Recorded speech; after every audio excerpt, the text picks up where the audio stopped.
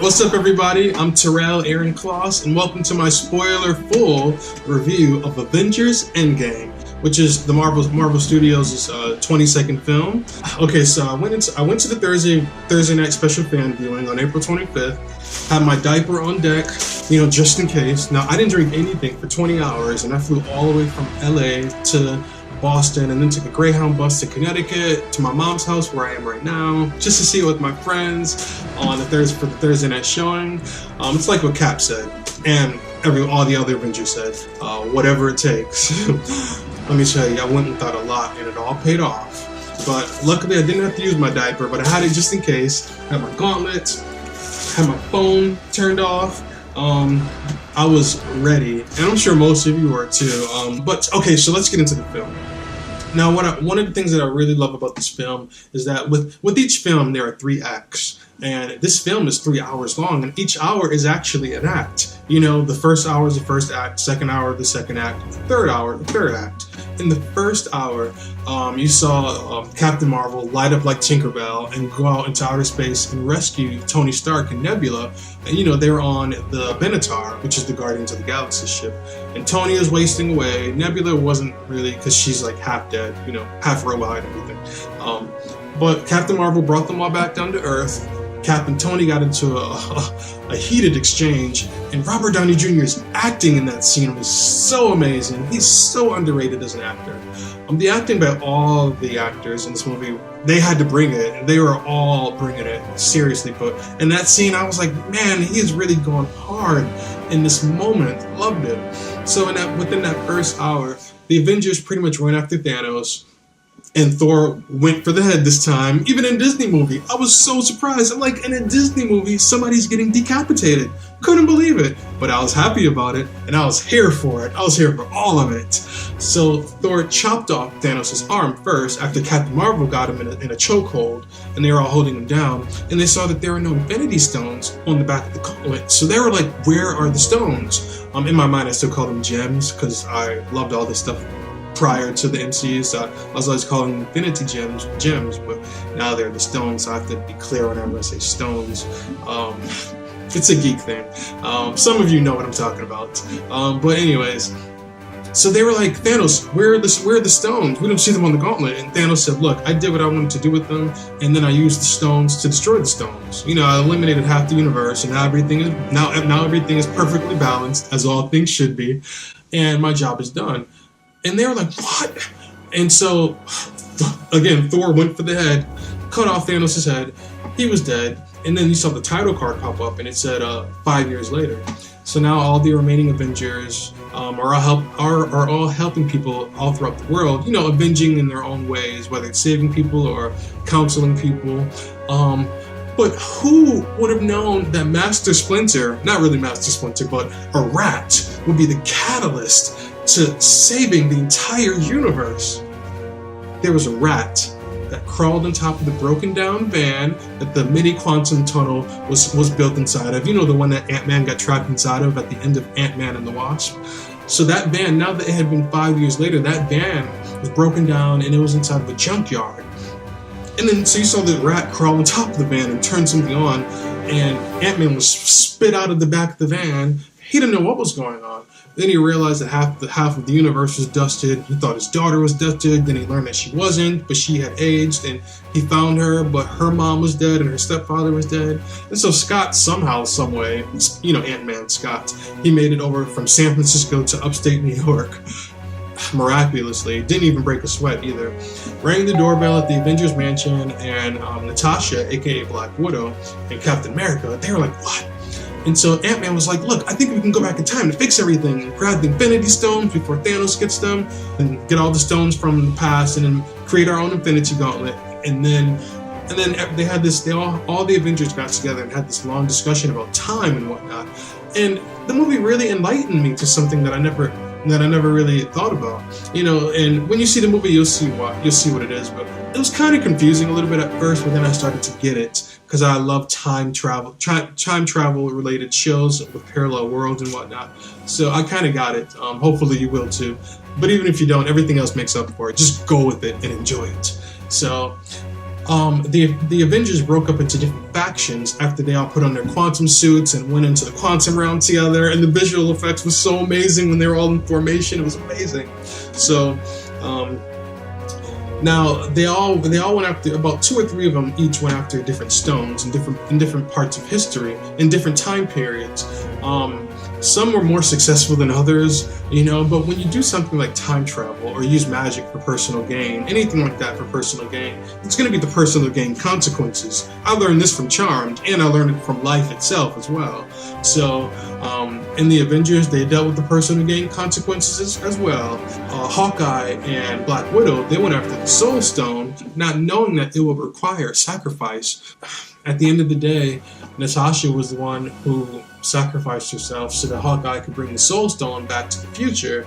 And so all the Avengers, except for Natasha, made it back to the future with their Infinity Stones, and Iron Man constructed the gauntlet using nanotechnology, and Hulk, or Professor Hulk, because in this film, Bruce Banner, after the 5-year jump, or during that 5-year time period that we didn't see the Avengers, Hulk, or Bruce Banner, had merged his personality with the Hulk's to create Professor Hulk. So he's pretty much a green version of Beast from the X-Men, with glasses, and kind of hot too, if I do say so myself, and I do say so myself.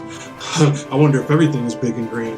But anyway, so Professor Hulk wielded the gauntlet, and he snapped his fingers and brought everyone back who had been dusted. And just as he did that, he saw that Thanos' ship had come through the quantum realm, because Nebula from the past had kidnapped our Nebula, the Nebula from the future who was good, you know, while she was in the past, and switched places with her. And so the bad Nebula came through the quantum realm using the good Nebula's technology. And so the bad Nebula used the quantum realm to bring Thanos' ship into the future. Thanos came into the future, and his spaceship was all up above the Avengers mansion. And so right after Hulk did the snap and everyone came back, everybody was like, "Oh my God, yes!" And Ant-Man looked outside. He saw that more birds had returned. You know, I guess half the birds had been gone too, and butterflies. And it looked like a beautiful day until the shadow of Thanos' spaceship loomed over him, and all of a sudden, all these missiles were launched at the Avengers mansion, and the whole area looked like ground zero, like it was some crazy nuclear explosion that happened. When Thor went into the past to get the Reality Stone's rocket, Thor also grabbed Mjolnir from the past. So Thor was now in the future, going up against Thanos with Mjolnir and Stormbreaker. And just when Thanos was about to kill Thor, all you saw was whack. And then Thor looked like, what? And then the camera panned over to Captain America, and Captain America was holding Mjolnir, and the audience and myself around me in the theater, we went, wow! We were like, yes! What? Because all this time, we all knew, if you know the comics, you know Captain America was one of the very few people who could wield Mjolnir. Because as the inscription that Odin put on the enchanted hammer says, you know, whosoever be he worthy shall be able to wield this hammer, and he shall have the power of Thor. Very few people have ever been able to do it. Like very few living beings, not robots, but living beings. Captain America in the comics could do it, but we hadn't seen him do it in the movies yet. Now he nearly did it in Age of Ultron. He made it budge, and you even saw Thor look a little worried. Now, in my mind, Captain America, he knew he could lift it. He felt himself being able to pick it up, but he just chose not to do it. You know, to not make Thor look silly. Just because you can do something doesn't mean you always should. And and Captain America had his reasons. Reasons we'll never know, but he didn't completely lift up that hammer. But he did in this movie.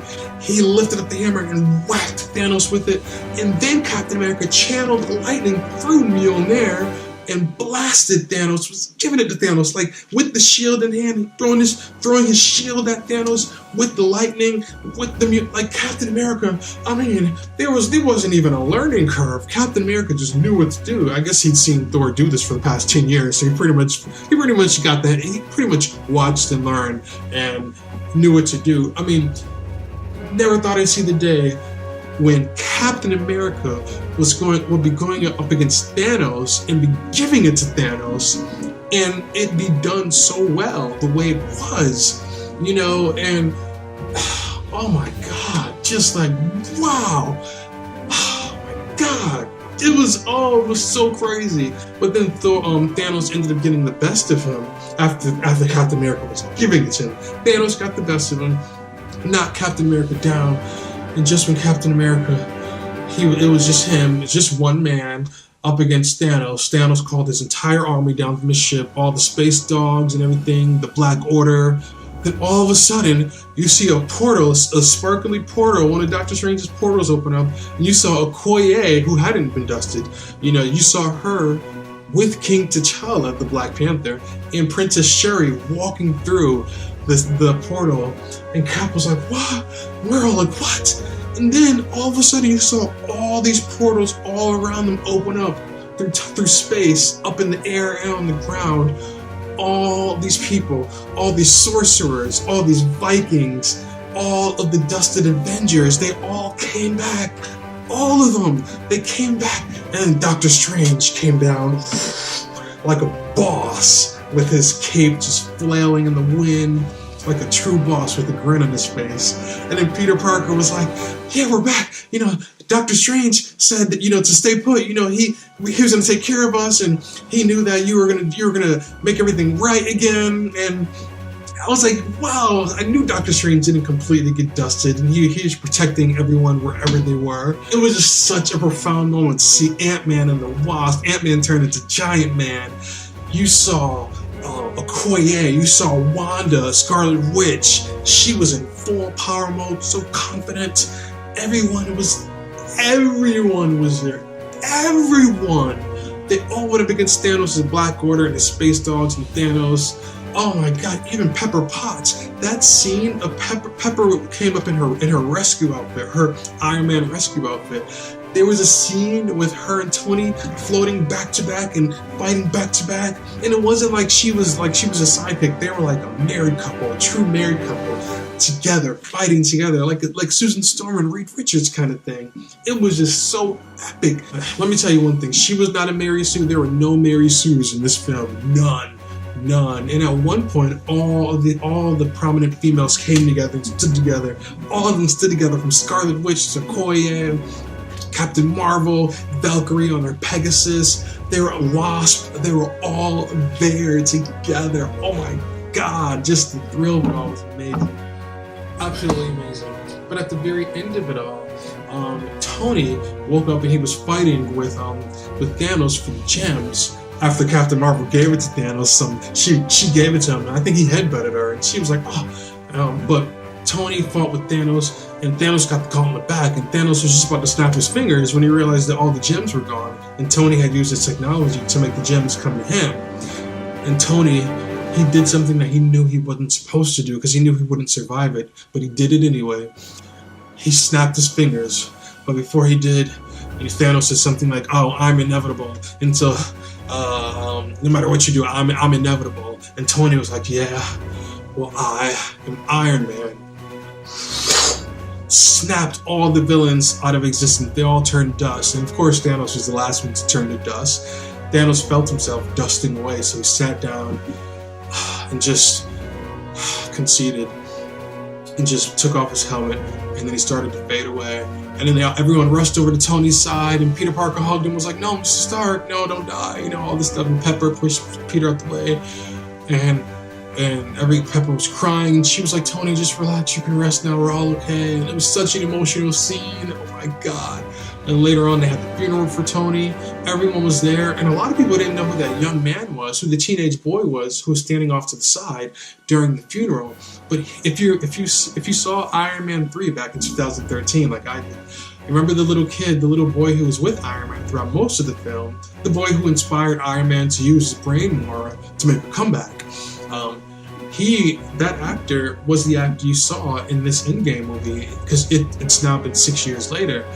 So he's a teenager. So that's who that was. Everyone was there at the funeral. Everyone, from Michelle Pfeiffer, Michael Douglas, Captain Marvel with her new butch pixie haircut. She looked so regal. She now looks like Captain Marvel to me, and even tougher Captain Marvel to me. Amazing. Nick Fury, Samuel L. Jackson was there. God, everybody was there. Everybody, Pepper, they were all there, except for Black Widow. And Quicksilver, and Vision. But it was such a grand finale. Like, it was so well done. Captain America. Now, after they had retrieved the Infinity Gems, they were told to bring them back to the places that they took them from. Captain America went to go do that, but what he also did was stay there a little bit longer and finally have the life with Peggy that he always wanted to have. So when he came back, he did a few things to come back as an old man. It made Captain America look amazing. He almost gave me Paul Newman vibes. But he had age spots and everything. He came back as a much older man, about an 80 or 90-year-old man. And he had a wedding ring on, so that let us know that he lived the life of Peggy that he always wanted. And he ended up giving his shield to Falcon, who will now be the new Captain America, or he'll just be Falcon with Captain America's shield. Whatever. So at the end of the day, Black Widow died. Iron Man died, but they all died avenging people and trying to restore what was broken. And they didn't reverse time, they just brought back people who had been dusted into the present time. And they stopped Thanos. They killed the Thanos in their present time. Then they went back in time, and then since the Thanos from 2014 came into the future, they killed him. And so this is why Doctor Strange's plan was the one and only plan that would see them win, because they took out Thanos from two different timelines, who were both threats. It wasn't just the Thanos in their timeline. They needed to take out two different Thanoses in order to truly win, which they did, and they actually avenged people. And Marvel, 2 thumbs up. You guys did an amazing job. All the actors did an amazing job. The Russos did an amazing job. The 2 screenwriters did an amazing job. Thank you so much for 11 years of epicness. The Marvel Cinematic Universe has always been epictatious, and this grand finale was nothing less than that. I feel so super blessed to be alive to have seen this day with my fellow geeks, and to have absorbed it all, and to be able to talk about it all with you, and to be able to tell future generations about this, and just to have lived in the golden age of the MCU is just a blessing. And I thank you, Kevin Feige. I thank you, Stan Lee. Rest in peace, Stan Lee. And all of you who are watching this, please feel free to send me notes or texts or leave comments below. Share your thoughts. Let me know what you thought about this film, if you've seen it or if you haven't, and tell me how you feel about it going into it if you haven't seen it. I'm going to see it again and again and again very soon, and I'm going to enjoy it even more and just take it all in again. Now, you can check out another video from me on my YouTube channel, The Super Sci-Fi Show, or on the interwebs somewhere, somehow, right now. And as I always say, zoom, zap, bam, pow!